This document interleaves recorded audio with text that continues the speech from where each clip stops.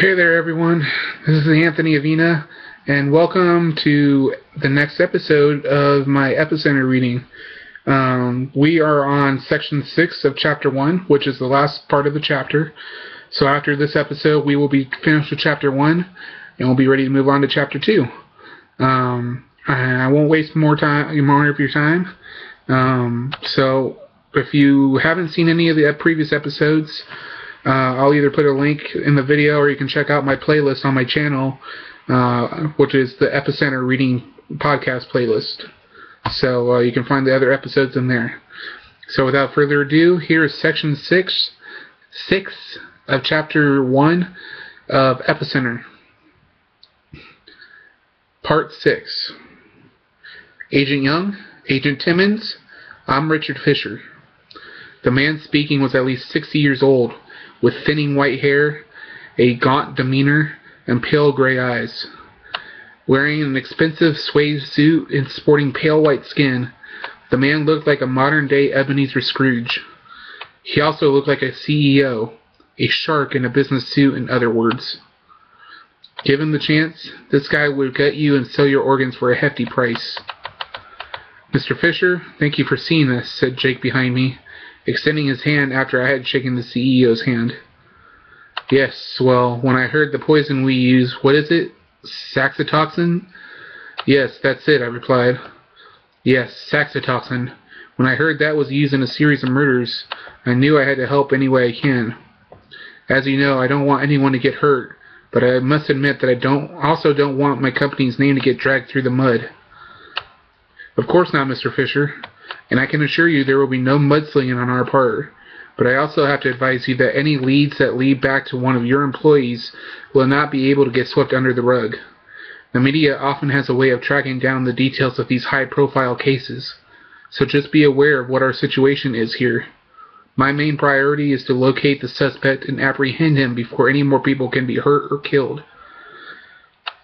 I understand completely, Agent Young. I assure you that you will have my full cooperation. As we speak, Miss Brand is compiling a list of employees who have worked with the poison now. She should be in here with the list any minute now. Thank you, Mr. Fisher, Jake remarked. Now, Mr. Fisher, I know that being the CEO of your own company, you must have hundreds, if not thousands, of employees working under you. But can you remember anyone under your employ that has stood out negatively? Someone who seemed unbalanced or even dangerous? Anyone who may have a history of psychological issues, I asked. Well, all of my scientists are eccentric in their own way. It kind of comes with the territory of being a scientist. And all of my employees have passed their psychological exams.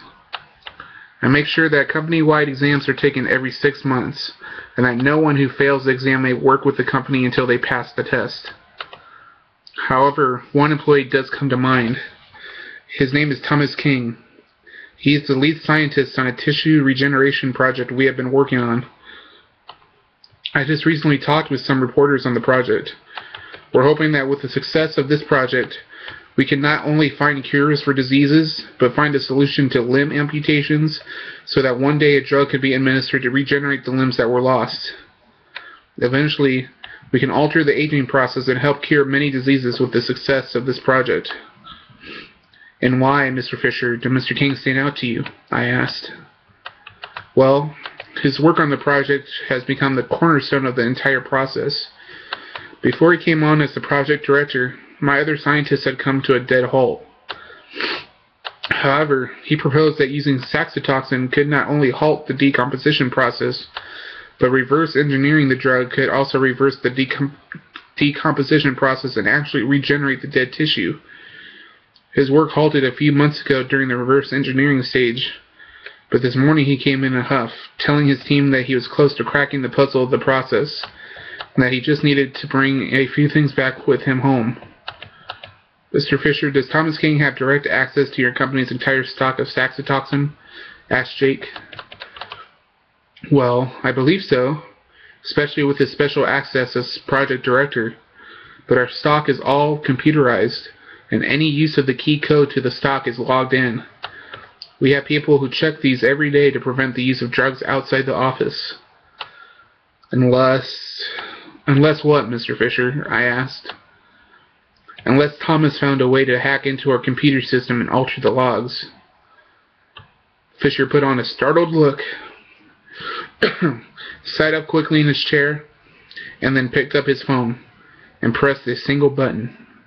Before it could ring, a voice popped onto the line, and Fisher began to tell Mrs. Brandt to get a guy named Steve Nicholson to quickly go through the computer logs for any signs of tampering or hacking attempts. As he hung up, he looked up at us, shook his head, and said, "Steve Nicholson is our lead computer analyst. If there has been any hacking on our servers, he'll find it. It'll take a few minutes."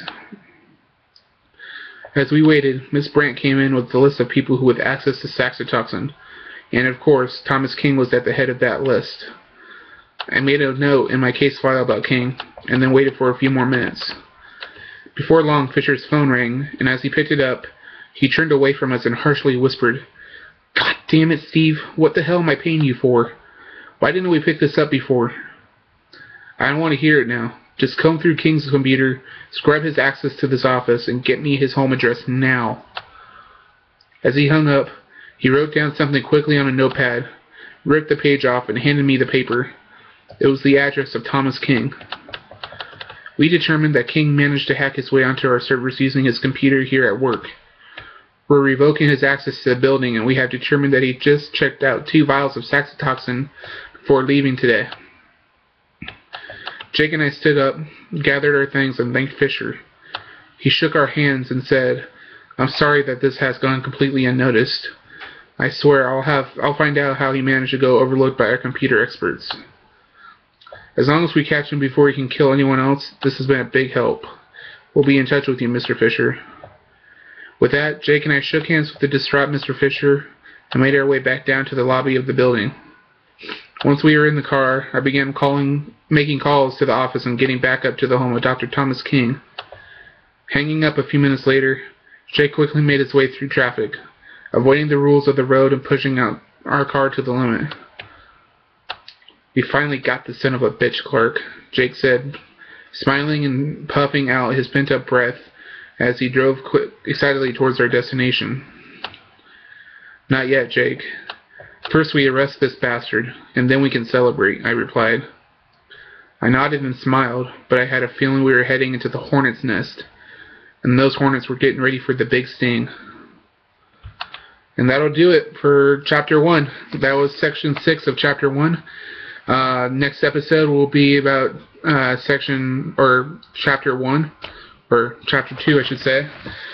Thanks for everyone who's both listening and watching this. If you're listening on the podcast, please subscribe to the podcast, either on iTunes or on Podomatic, and leave comments if you like this little series I've got going on. Also, if you're watching this on the channel, on the YouTube channel, I want to say thank you for watching and listening. I hope you guys are enjoying this. In the comments below, tell me what you think is going to happen next in the story. What do you think is going to happen at the home of Thomas King? Leave those comments down below. Please like this video, share it, favorite it, comment on it, and please subscribe to the channel. I appreciate it. And I will see you guys next time in the next episode. Thanks for watching, guys, and listening, and I'll talk to you guys soon. That was Epicenter Chapter 1. Peace out, guys.